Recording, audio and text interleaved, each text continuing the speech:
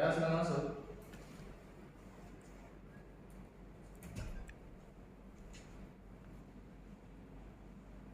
Selamat pagi Pak. Ya, pagi Pak Bima. Silakan duduk. Mohon maaf mengganggu waktunya Pak. Oke, bagus Pak Bima. Ya. Baik Pak, kedatangan saya pagi ini ingin membicarakan tentang permasalahan kegiatan pembelajaran Pak. Oke, permasalahan pembelajaran. Ya. Oke. Ada masalah Pak, Pak Bima dengan sistem pembelajaran Bapak?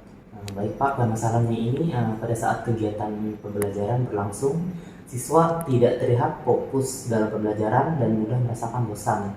Apakah Bapak bisa memberikan solusi terkait permasalahan yang saya alami di sekolah? Oke, permasalahan siswa cepat bosan ya. Iya. Oke. Biasanya ini pandangan saya ya. Iya. Secara umum itu kebanyakan siswa itu bosan itu ada beberapa hal. Salah satunya adalah metode yang kita lakukan dalam mengajar. Nah, misalnya ini kan waktu yang efektif sebenarnya untuk seorang siswa mendengarkan teori atau materi yang kita sampaikan itu hanya 30 menit. Nah, daripada itu mereka akan terganggu kefokusannya. Nah, jika memang proses pembelajaran yang Bapak gunakan di dalam kelas itu yaitu metode ceramah, nah, kemungkinan itu mereka bosan. Nah, jika tidak ada diselingi dengan hal-hal yang sifatnya menarik perhatian mereka untuk mengikuti pembelajaran itu. Jadi apa yang saya tawarkan? Nah, jadi kalau misalnya memang terlihat banyak bosan atau bosan dari peserta didiknya, kemungkinan Bapak koreksi lagi. Nah, kembali sistem pembelajarannya, metode yang Bapak gunakan.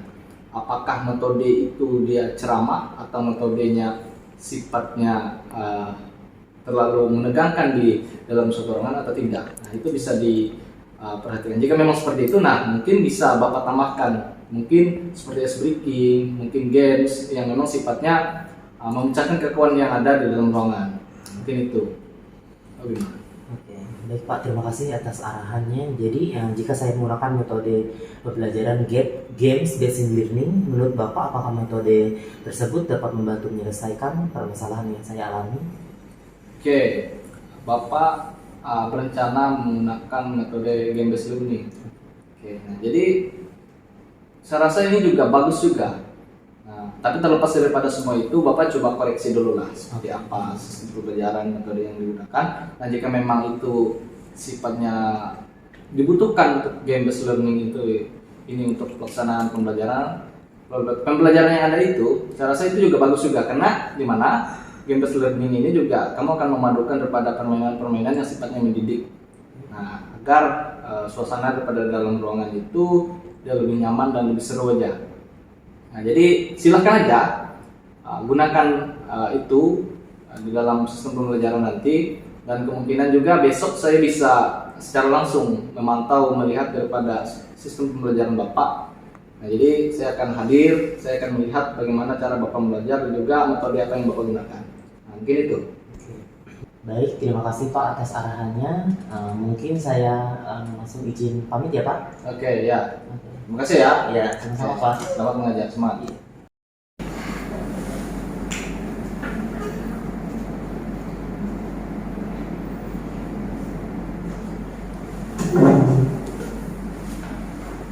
Selamat pagi anak-anak.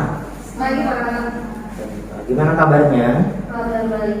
Baik, sebelum kita mulai pembelajaran, baiknya kita berdoa terlebih dahulu. Baik, Bapak minta ini Wayan Peramasari ya, untuk minta doa. Sebelum kita memulai pembelajaran pada pagi hari ini, alangkah baiknya kita berdoa dimulai. Berdoa selesai.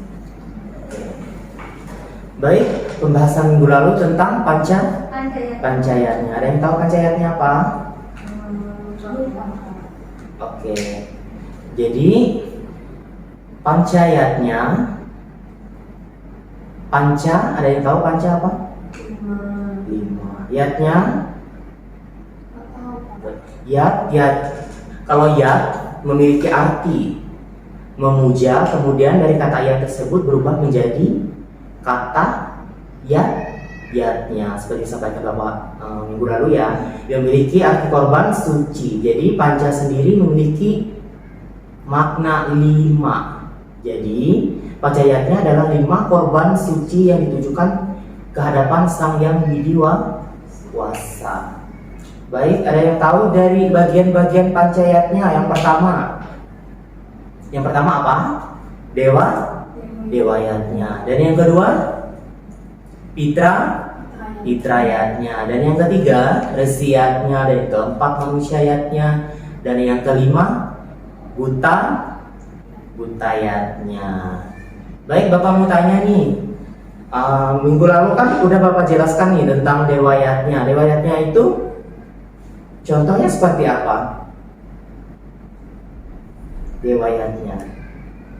Atau ada yang tahu dewa yatnya itu apa? Jadi dewa yatnya adalah suatu bentuk persembahan atau korban suci dengan tulus ikhlas yang tertuju kepada Ida Sang Widiwasa atau Tuhan. Jadi ini ada ketentuannya nih. Seperti contoh yang Bapak ambil ini ya untuk dewa yatnya. Adapun contoh kita ini korban suci tulus ikhlas kepada Tuhan seperti disampaikan oleh Bapak minggu lalu, seperti dengan membersihkan tempat ibadah, dengan kita berdoa, dengan kita memuja Tuhan, itu ada apa? Ada hubungannya dengan dewa yatnya. Baik. Dan yang kedua, Pitra yatnya. Pitra yatnya adalah suatu bentuk persembahan korban suci tulus ikhlas kepada apa kemarin? Lupa. Kepada roh-roh, para leluhur, dan batara. Karena mereka lah yang membuat kita ada di dunia ini hingga dewasa. Contohnya yang membuat kita ada di dunia ini, contohnya korban suci tertuju kepada siapa? Kepada orang tua. Contoh-contoh pelaksanaan Pitra yatnya itu ada banyak ya. Selain dari menghormati orang tua, menasehati orang tua, merawat orang tua ketika orang tua kalian sedang sakit, melaksanakan upacara pengabenan bagi orang tua atau leluhur yang sudah meninggal. Kalau di Hindu Baharian itu kayak tiwa itu ya. Untuk yang ketiga, Resi yatnya. Resi yatnya adalah suatu bentuk persembahan karya suci yang ditujukan kepada para resi, orang suci, pinandita, pandita, sulinggi, guru, dan orang suci yang berhubungan dengan agama Hindu. Itu adalah dari Resi yatnya. Adapun contohnya, Bapak minta satu. Ada yang tahu? Contoh dari Resi yatnya, pelaksanaan Resi yatnya, contohnya. Jolo, ada yang tahu Jolo? Oke, Bapak kasih tahu ya. Yang pertama, contoh dari Resi yatnya itu, yang pertama menghormati guru dan perintah yang berikannya, itu termasuk dari Resi yatnya atau contoh dari Resi yatnya. Dan yang kedua itu selain dari guru, kita menjaga kesehatan dan kesejahteraan orang suci. Dan yang ketiga, membangunkan tempat-tempat pemujaan untuk orang suci. Dan yang keempat, memberikan sesari atau punya kepada orang suci. Baik, itu adalah dari contoh dari Resi yatnya dan pengertian Resi yatnya. Dan yang keempat ada manusia yatnya. Manusia yatnya adalah suatu upacara suci yang bertujuan untuk memelihara hidup, mencapai kesempurnaan dalam kehidupan dan kesejahteraan manusia dalam selama hidupnya itu. Jadi contoh dari manusia yatnya, ada yang tahu? Jawab kita. Manusia yatnya. Nilai Puramasari. Tidak tahu. Di sini ada contoh pelaksanaan manusia yatnya. Yang pertama, upakara atau upacara bayi yang baru lahir ke dunia. Dan yang kedua, upakara upacara bayi ke puspuser. Dan yang ketiga, upacara bayi berumur 42 hari atau tusung kambuhan. Yang kelima, upacara bayi berumur 150 hari nyambutin atau biasanya disebut teluk bulan karena lamanya hari itu tidak bulan buku Bali itu ya. Dan yang kelima, butayatnya. Butayatnya adalah suatu upakara atau upacara suci yang ditujukan kepada buta, kala, atau makhluk bawah. Jadi buta kala adalah kekuatan yang ada di alam yang bersifat negatif yang perlu dileburkan agar kembali ke sifat positif agar tidak mengganggu kedamaian hidup umat manusia yang berada di bumi dalam menjalankan aktivitasnya. Jalopita, contoh dari butayatnya apa?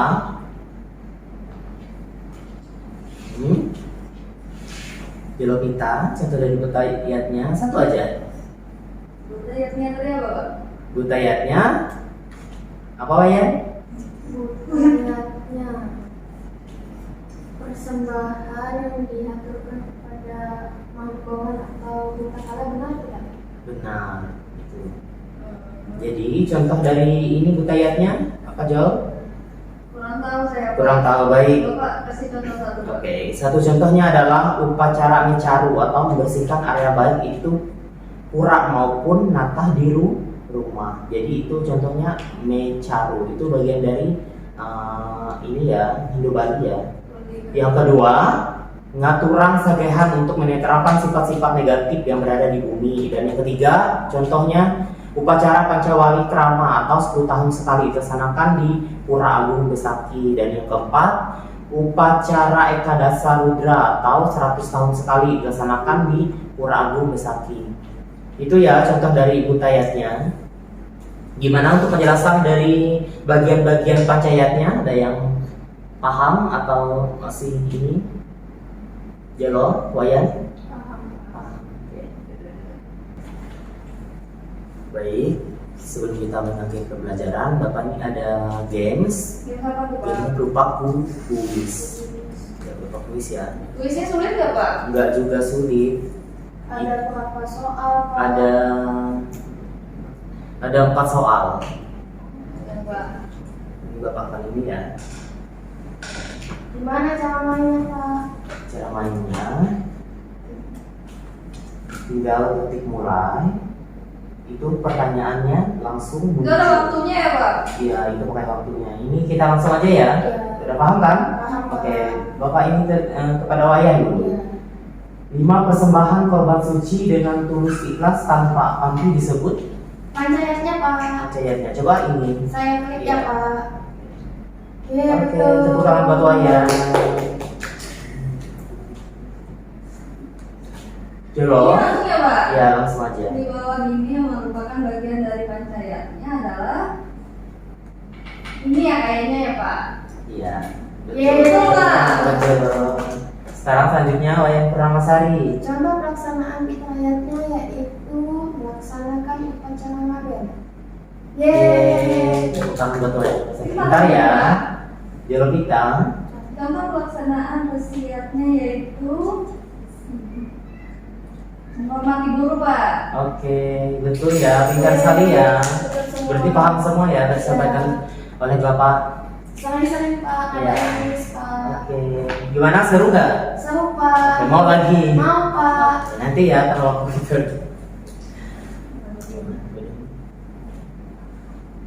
Oke, Bapak akhiri pembelajaran kita mungkin sampai ini aja ya. Untuk pembelajaran disampaikan oleh Bapak tadi bisa dipelajari lagi, bisa dibuka-buka buku lagi sambil baca-baca ya. Biar kalau ada pertanyaan kalian enak menjawabnya ya. Oke. Baik, Bapak akhiri dengan selamat pagi. Pagi, Pak. Ya. Bisa jadi.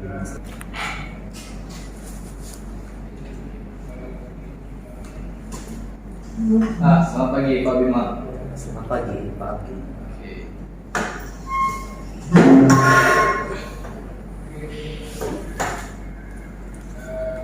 Oke, Pak Bima. Jadi melalui laporan yang disampaikan Bapak Bima kemarin dan juga tadi saya sudah melihat secara langsung dengan proses pembelajaran yang Bapak laksanakan dengan siswa dan peserta didik. Nah, jadi saya rasa dan saya lihat itu cukup baik sudah. Ada juga game learning yang sudah Bapak laksanakan. Hanya saja tadi ada beberapa yang dicatatkan untuk Bapak. Iya. Nah, pertama saya lihat yang menjadi penyebab daripada kebosanan mereka itu Bapak itu melaksanakan game based learningnya dia di akhir. Nah, jadi Bapak itu dari awal sampai hampir selesai pembelajaran itu Bapak materi semua. Nah, kemudian tadi juga pada penyampaian materinya juga Bapak sempat berulang-ulang. Iya. Nah, jadi itu juga menjadi faktor yang menyebabkan mereka timbul rasa bosan. Jadi kedepannya itu yang diperhatikan dan juga saran saya. Jadi untuk gamesnya itu kalau bisa ditambah, nah dia bisa di tengah-tengah. Nah jadi Bapak bisa menilai dan bisa melihat, nah mereka itu sudah mulai bosan atau tidak. Nah saat peserta didik itu mulai bosan, nah misalnya Bapak itu masukkan metode-metode games atau speaking agar mengembalikan semangat mereka. Nah, jadi dia nggak mentok pada teori saja. Nah, jadi mereka nggak bosan dengan teori seperti itu. Jadi mungkin itu, nah, Pak Bima. Ada hal yang perlu kita bicarakan lagi atau ada kendala-kendala lain yang memang sifatnya menjadi persoalan dalam pembelajaran? Mungkin untuk saat ini tidak ada Pak. Ya, mungkin sangat jelas apa yang disampaikan oleh Bapak. Mungkin saya akan perbaiki dalam metode pembelajaran. Mungkin untuk metode pembelajaran itu untuk gamesnya di awal itu juga bisa ya Pak. Bisa. Ya biar siswanya tidak bosan, tidak mudah ini ngantuk atau segala macam ya. Oke. Mungkin itu aja Pak. Mungkin kendalanya tidak ada lagi. Terima kasih atas arahannya disampaikan oleh Bapak. Oke Pak Bima, mungkin itu koreksi dan juga beberapa catatan. Mungkin berikutnya semangat untuk mengajar. Mungkin itu. Iya. Terima kasih Pak Bima. Semangat. Iya.